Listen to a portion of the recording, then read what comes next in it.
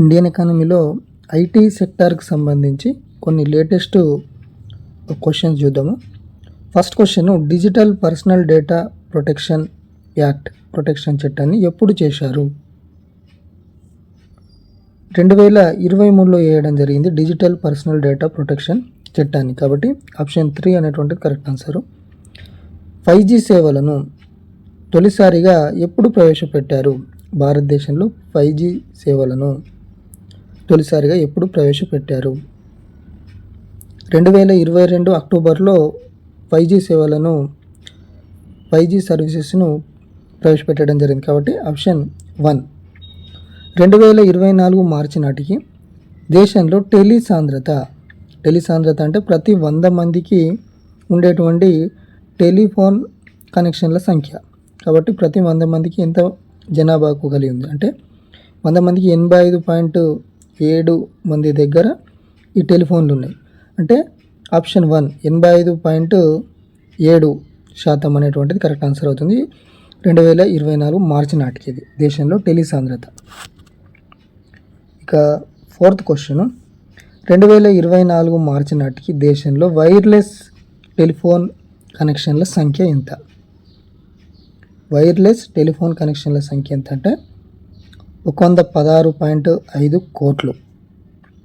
దేశంలో 2024 మార్చి నాటికి internet subscribers సంఖ్య ఎంత?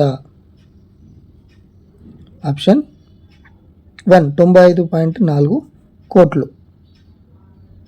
2024 మార్చి నాటికి యాక్సెసింగ్ ఇంటర్నెట్ వైర్లెస్ ఫోన్ల సంఖ్య ఎంత?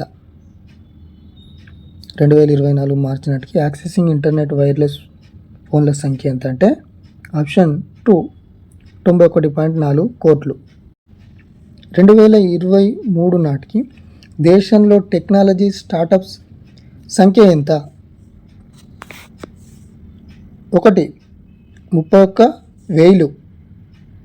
2023 నాటికి దేశంలో మొత్తం స్థూల అదనపు విలువలో ఇన్ఫర్మేషన్ అండ్ కంప్యూటర్ సంబంధిత సేవల వాటా శాతం ఎంత? ఆప్షన్ 2 5.9%. మొత్తం స్థూల అదనపు విలువలో ఇన్ఫర్మేషన్ అండ్ కంప్యూటర్ సంబంధిత సేవల వాటా శాతం 5.9% 2023 నాటికి. 2023 నాటికి దేశంలో గ్లోబల్ కేపబిలిటీ కేంద్రాల సంఖ్య ఎంత? 1580 గ్లోబల్ కేపబిలిటీ సెంటర్స్. డిజిటల్ లాకర్స్ను ఎప్పుడు ప్రవేశపెట్టారు? డిజిటల్ లాకర్స్ను 2015లో ప్రవేశపెట్టడం జరిగింది. కాబట్టి ఆప్షన్ 1. డిజిటల్ ఇండియా ఎప్పుడు ప్రారంభమైంది? డిజిటల్ ఇండియా ఎప్పుడు ప్రారంభమైంది? ఆప్షన్ 2 2015లో. The internet in India report 2024 ప్రకారం ఇంటర్నెట్ వినియోగంలో గ్రామీణ జనాభా వాటా ఎంత శాతం? 55%. ఇంటర్నెట్ ఇన్ ఇండియా రిపోర్ట్ 2024 ప్రకారం ఇంటర్నెట్ వినియోగంలో గ్రామీణ జనాభా ఎంత శాతం అంటే 55% వాటా కలిగి ఉంది. దేశంలో ఇంటర్నెట్ వినియోగ ధోరణుల్లో ప్రాంతీయ భాషలు కీలక పాత్ర పోషిస్తున్నాయి. భారత భాషల్లోని కంటెంట్ను 98% మంది ఇంటర్నెట్ వినియోగదారులు వాడుతున్నారు. ఇందులో ముందున్న భాషలేవి? తమిళం, తెలుగు, మలయాళం. కాబట్టి ఆప్షన్ 1. జాతీయ సైబర్ భద్రతా విధానాన్ని ఎప్పుడు రూపొందించారు? జాతీయ సైబర్ భద్రతా విధానాన్ని 2013లో రూపొందించడం జరిగింది. కాబట్టి ఆప్షన్ 2 అనేటువంటిది కరెక్ట్ ఆన్సర్ అవుతుంది. భారత్ నెట్వర్క్ను ఏ సంవత్సరంలో ప్రారంభించారు? ఆప్షన్ 2 2021లో ప్రారంభించడం జరిగింది. ప్రధానమంత్రి కౌశల్ వికాస్ యోజన 4.0 గురించి. ప్రధానమంత్రి కౌశల్ వికాస్ యోజనను కేంద్ర ప్రభుత్వం ఎప్పుడు ప్రారంభించిందంటే 2015లో ప్రారంభించింది, జూలై 16న. దేశంలోని యువతకు నైపుణ్యాభివృద్ధి శిక్షణ అందించడం దీని ఉద్దేశం.